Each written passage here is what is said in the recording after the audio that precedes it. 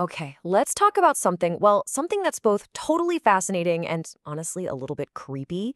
We're going to get into how your own mind can be convinced to remember things vividly that never ever happened. So I want you to think for a second.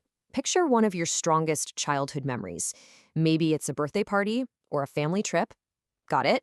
Now, how sure are you, really sure, that it happened exactly the way you remember it? Because a really famous experiment shows it might not have. And that brings us to this groundbreaking piece of work by a psychologist named Elizabeth Loftus. It's called the Lost in the Mall study, and trust me, it completely flipped our whole understanding of memory on its head. The question she was trying to answer was so bold, but so simple. Could you actually plant a fake memory in someone's head?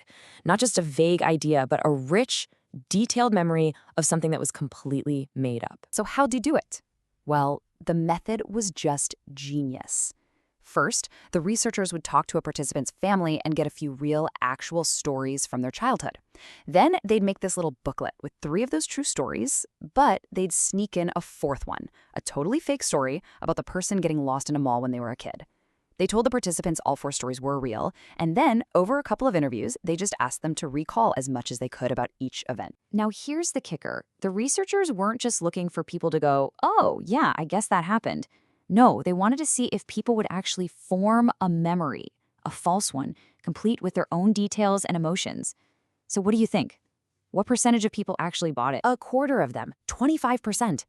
And they didn't just agree with the story, they started to remember it.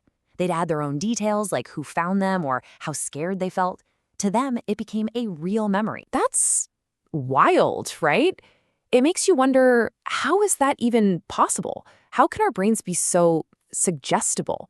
Well, let's dig into the science, because it turns out our memories are a lot more fragile than we think. The first big piece of the puzzle is something called suggestibility. It's basically our brain's tendency to absorb misleading information from the outside world and mix it into our own memories. Just hearing a believable story from someone you trust can be enough to plant a seed. And that's tied directly to the misinformation effect. This is when something you learn after an event happens can actually change your memory of the event itself. Think about it. If you see a fender bender and someone later asks, "Did you see how those cars smashed into each other?" That word smashed can literally make you remember the impact as being way more severe than it actually was. And then there's this one. Source misattribution. This is when your brain's internal filing system just messes up. You remember a detail or a story, but you can't remember where it came from. Did you live it? Did you see it in a movie? Did someone tell you about it? When that line gets blurry, a suggestion can start to feel like a real personal experience. So what this all means is that we have to throw out that old idea of memory being like a perfect video recording. That's just not how it works. It's actually much more like a Wikipedia page.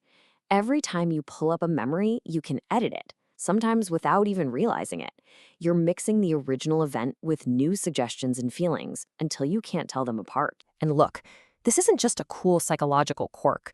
This has serious, real-world consequences, huge ones, especially when it comes to the legal system. This is what Elizabeth Loftus talks about all the time.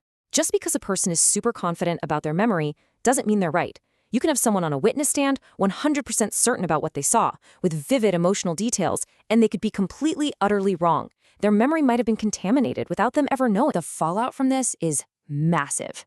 It makes us question everything from eyewitness testimony in court cases to repressed memories that come up in therapy. It even affects our own family stories, the very things that make us who we are. Turns out, a lot of what we think is solid ground is actually pretty shaky. So, what do we do with this information? How do we live with the fact that our own past is editable? Well, it leads us to a much more accurate, if a little unsettling, view of our own minds. When it all comes down to it, here's the big idea. Your memory is not a hard drive. It doesn't just replay the past. It's a storyteller, an active, creative storyteller that is constantly building and rebuilding your past. Every time you remember something, you're not just watching an old movie. You're helping to write it. And that leaves us with one last, kind of deep question to chew on. If your past can be rewritten, who's holding the pen?